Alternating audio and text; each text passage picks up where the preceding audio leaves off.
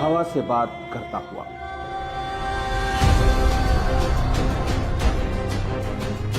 रेत के सीने को चीरता हुआ, बिजली की रफ्तार से कुछ हिंदुस्तानी सपूतों का एक छोटा सा कारवां तारीख के पन्नों में अपनी जगह बनाने, आंखों में एक अजीम मकसद लिए अरब की जमीन करबला की तरफ रवां है। हल मिन नासिरिन यंसुरना। नबी मोहम्मद साहब के नवासे इमाम हुसैन ने जब करबला में इंसानियत से यह सवाल किया,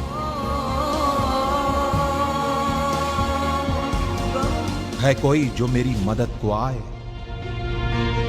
इतिहास ने देखा कि इंसानियत से किए गए इस सवाल के जवाब में इमाम की मदद के लिए अपने घरों से जो हक परस्त निकले, वो रसूल का कलमा पढ़ने वाले मुसलमानों के साथ साथ कांधे पे जनेऊ डाले, माथे पे तिलक लगाए कुछ हिंदुस्तानी ब्राह्मण भी थे।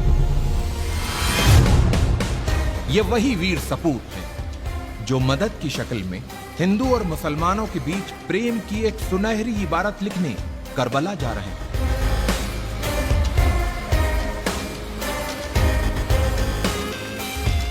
जालिम बादशाह यजीद अपनी हुकूमत के नशे में चूर होके इंसानियत का चेहरा बिगाड़ देना चाहता था, लेकिन उसे यह पता था कि जब तक नबी मोहम्मद साहब के नवासे इमाम हुसैन जिंदा हैं, तब तक वो अपनी मर्जी की नहीं कर सकता।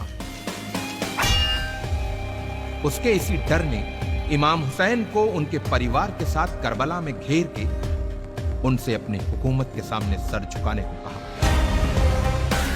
जियो और जीने दो की जिंदा मिसाल पेश करते हुए इमाम हुसैन ने यजीद के सामने एक पेशकश रखी कि अगर तुमको मुझसे कोई खतरा हो तो मुझे रास्ता दे दो ताकि मैं हिंदुस्तान चला जाऊं।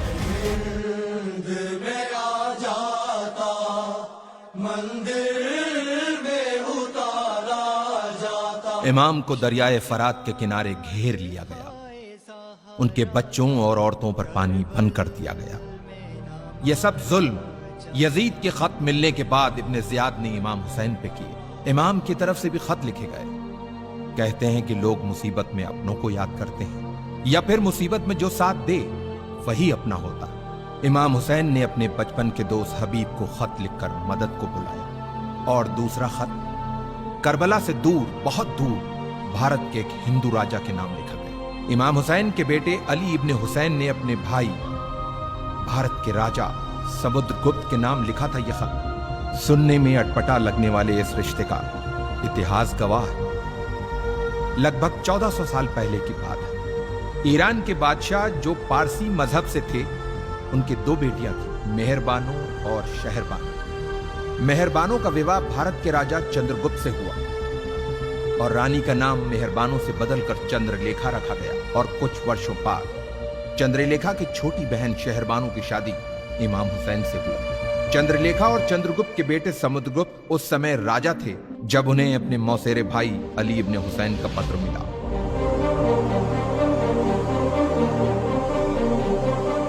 राजा समुद्रगुप्त ने जल्दी ही वीर सैनिकों की एक टुकड़ी तैयार करके उसे करबला की तरफ रवाना किया।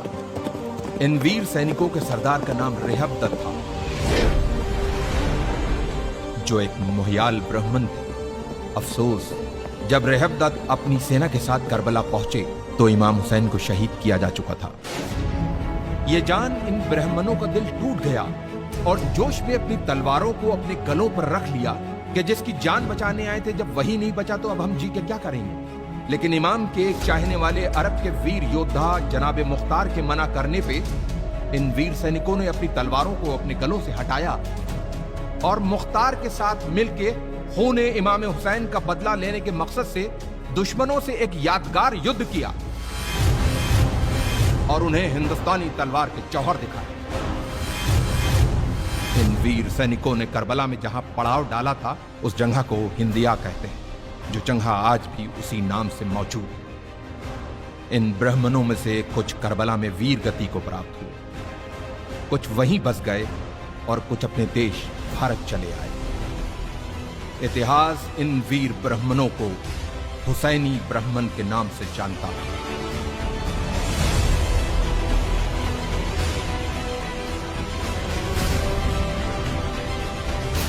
तारीख के पन्नों में दबी हिंदुस्तान और इराक की इस महान कहानी को हमारे लाखों सलाम।